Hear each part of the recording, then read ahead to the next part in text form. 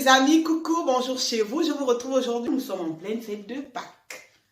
Alors, il y a de cela 3 ans, alors que je préparais une petite chasse aux œufs à mes fils, je me suis amusée comme ça à leur demander ce que c'était la Pâques. Oh, grande a été ma surprise quand ils m'ont dit, le plus grand et le plus petit, ils m'ont dit, la Pâques c'est la fête du chocolat.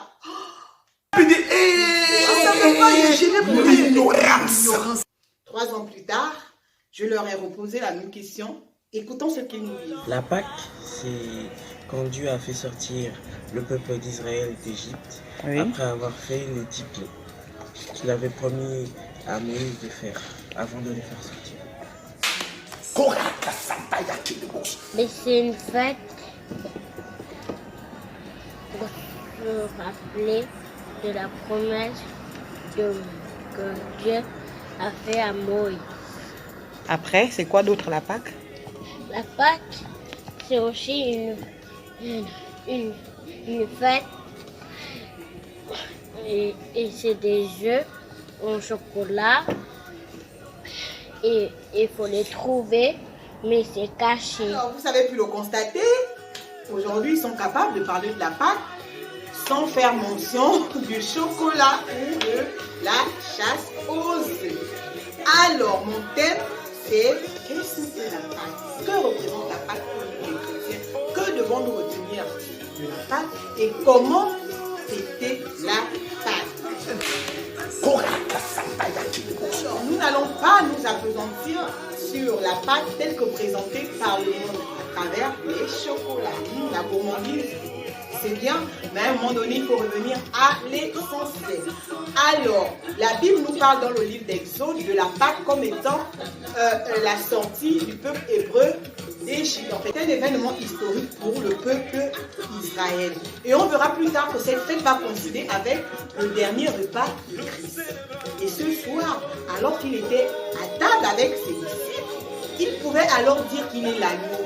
Et il a présenté le pain comme étant son corps et la coupe comme étant son sang, annonçant ainsi qu'il allait mourir. C'est donc ici l'agneau pascal. Dans ce que nous dit notre papa Mohamed Sanogo. Par la Pâque, c'est le mot de nous rappeler qui nous sommes et qu'est-ce que Jésus a fait.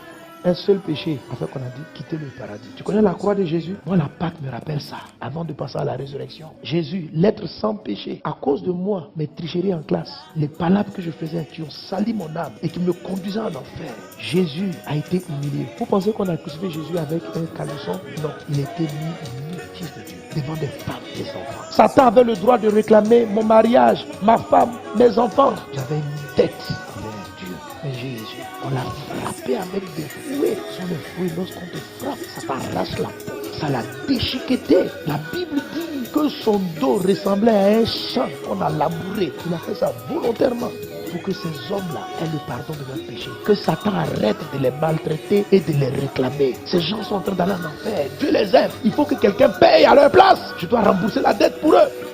Béni. Je ne peux plus pleurer, je ne peux plus m'humilier bêtement.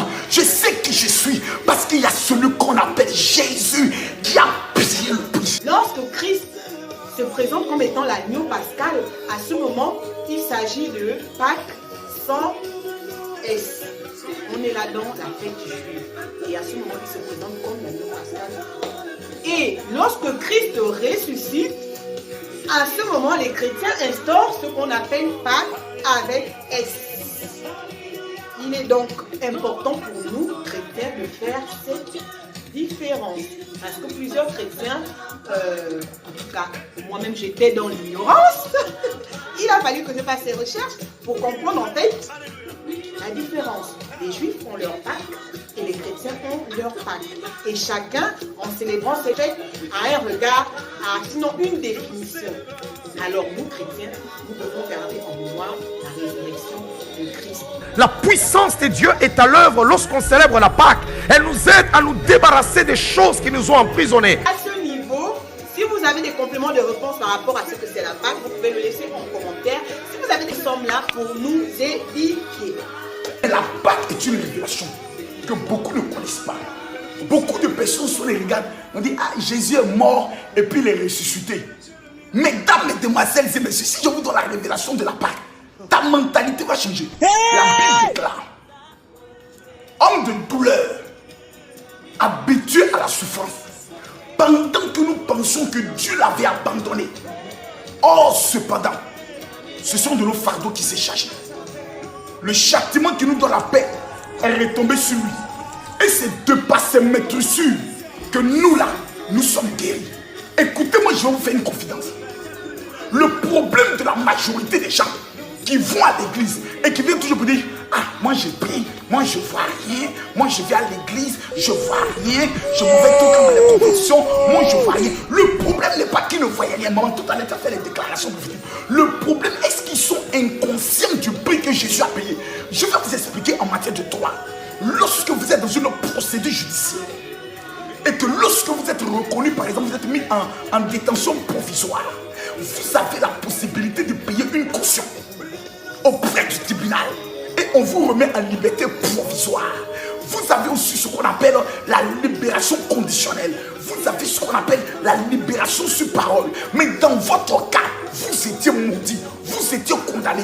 Il y a quelqu'un qu'on appelle Jésus qui dit: moi, je prends la place de Makoso, je prends la place de Tatiana, je paye le prix au prix de ma vie. Ce qui veut dire qu'il n'y a donc maintenant aucune condamnation pour celui qui est en Jésus. Ainsi donc, lorsque la stérilité se présente à toi, tu dis stérilité, le prix a été payé à la croix. Lorsque le chômage se présente, tu dis chômage, le prix a été payé.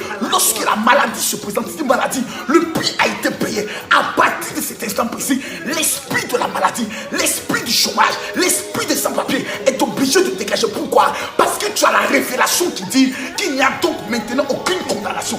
Si donc la Pâque est une fête juive à laquelle beaucoup associent le chocolat, c'est-à-dire la gourmandise, pour nous les chrétiens, elle représente un moment très important.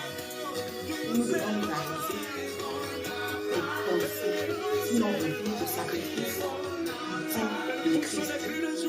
Nous ne devons pas nous arrêter là, mais regarder à cette croix qui est vide. Parce que lui, Christ n'est pas resté sur la croix. Lui, il n'est pas resté dans le tombeau, il est ressuscité. Et c'est cette résurrection que nous célébrons à Pâques. La Pâque, beaucoup de gens ne la connaissent pas. Mais dans l'église aujourd'hui, beaucoup de gens connaissent la Noël. Mais ignorent la Pâque. La Pâque, la croix de Jésus. Si tu te souviens de la croix, tu vas l'aimer tellement que tu seras capable de déclencher le pardon aux uns et aux autres. Que Dieu te bénisse. Merci les amis de m'avoir suivi. Merci d'avoir fait ce chemin avec moi pour redéfinir la Pâque, sinon pour comprendre ce que c'est la Pâque. Alors, si vous avez été béni, si vous avez appris quelque chose, déjà à la liker, à partager, à inviter vos amis à vous abonner sur ma chaîne. Et je vous